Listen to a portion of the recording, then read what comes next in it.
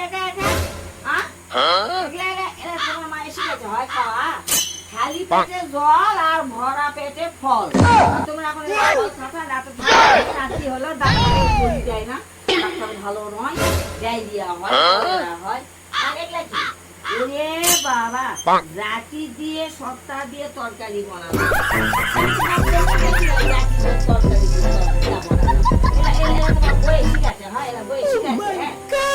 আমি বুঝি খাই গেল তরকারি বানাতে বানাতে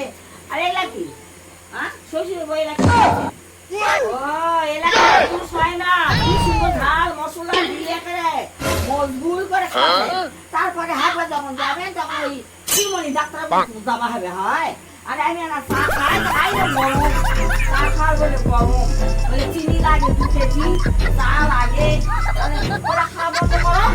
আমি খাওয়া বন্ধ করবো সিদ্ধ খাবো সিদ্ধ কি বলছে বাপ